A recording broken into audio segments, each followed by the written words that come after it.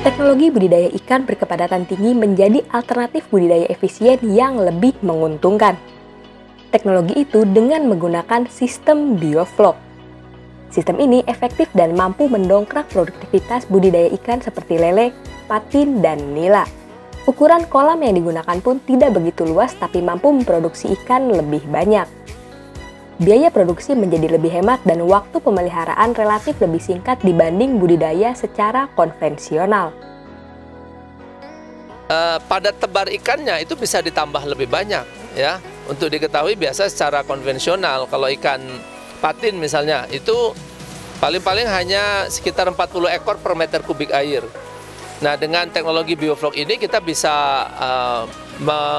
membudidayakannya sampai dengan 200 ekor per meter kubik. Jadi bisa sampai 5 kali lipat atau bahkan sebulan 4-5 kali lipat dibandingkan dengan yang konvensional. Nah, juga kualitas dagingnya menjadi lebih baik, ya, tidak bau lumpur dia. Bahkan empedunya itu kalau dibuka itu bening. Jadi bisa terbayang ya, biasa kalau ikan itu di sawah itu kan empedunya hitam. Nah, ini empedunya kok bisa jadi bening. Nah, ini menunjukkan bahwa teknologi ini bekerja menghasilkan ikan yang lebih baik dan juga padat tebar yang lebih tinggi. Plus karena padat tebarnya tinggi, otomatis kita berarti hemat lahan, ya, dan kita tidak gonta-ganti air. Sistem bioflok adalah sistem pemeliharaan ikan dengan cara menumbuhkan mikroorganisme dengan menggunakan probiotik. Pengembangan mikroorganisme ini agar bisa mengolah limbah kolam sehingga tercipta lingkungan air yang nyaman bagi ikan. Selain itu, mikroorganisme ini akan membentuk flok yang berprotein tinggi sebagai pakan alami ikan. Keberadaan flok mampu menurunkan nilai konversi pakan ikan sampai di bawah 1 pada ikan lele sehingga menghemat pakan pabrikan. Nah, sebelum datangnya ikan, maka air itu sendiri harus dilakukan treatment. Ya, pertama-tama dilakukan namanya disinfektan dulu supaya tidak terkontaminasi dengan bakteri, ya. Kemudian setelah 3 hari diberikan disinfektan, maka baru diberikan garam sebagai mencukupi salinitas airnya. Lalu diberikan sumber karbon bagi probiotik, yaitu diberikan molase dan diberikan dolomit supaya pH-nya bisa naik, baru masuk probiotik. Nah, probiotik ini kita biarkan lagi dia sampai dengan 7 hari. Jadi total persiapan media itu bisa 12 hari. Ya. Nah, selama 12 hari ini probiotik berkembang di dalam kolam. Nah, setelah itu di hari ke-13 baru siap dia untuk menerima bibit ikan. Tak mengherankan bila sistem bioflok termasuk ramah lingkungan untuk budidaya ikan, lebih hemat air dan air kolam pun tidak berbau. Budidaya sistem ini tidak sulit tapi butuh keterampilan budidaya untuk mempertahankan kelangsungan hidup ikan.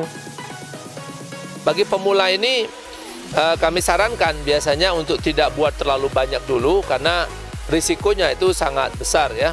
Jadi paling nggak dia punya 2 kolam dulu untuk pembelajaran. Nanti 1 siklus, 2 siklus dia sudah cukup yakin dan mampu, nah dia bisa mengembangkan menjadi usaha misalnya 5 atau 10 kolam. Nah, kalau lebih mampu lagi, dia akan bisa membuat paling tidak 20 kolam untuk dirinya. Selain itu, pembudidaya juga harus siap menjaga setiap saat jumlah dominasi bakteri probiotik di dalam kolam agar tak mengalami kegagalan usaha. Nah, di kolam bioflok ini, karena airnya itu tidak diganti, maka kita harus mengolahnya atau mengelolanya dengan sangat baik.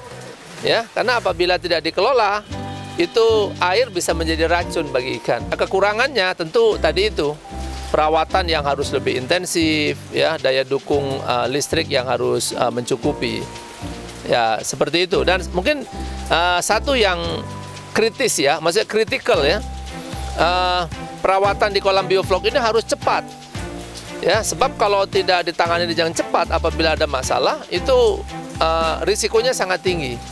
Ya, kembali kepada perawatan. Jadi dia bagus tapi risikonya tinggi dan memerlukan perawatan yang intensif.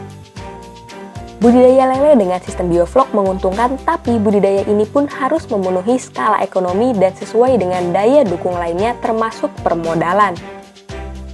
Modal usaha yang diperlukan untuk budidaya ini ya lebih kurang kalau untuk sampai 20 kolam ya paling tidak 75 juta ya, cukup ya untuk kondisi yang sekarang.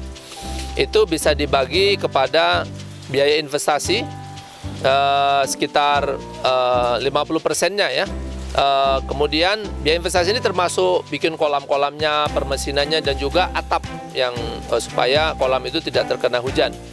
Yang kedua adalah biaya untuk budidayanya, beli bibitnya, kemudian pakannya, probiotiknya, listriknya, ya biaya karyawannya dan sebagainya.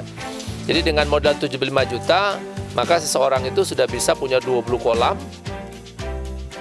Biaya ini bisa bertahap sesuai dengan pembangunan kolam yang juga bertahap sehingga panennya juga bisa dijadwal setiap bulan.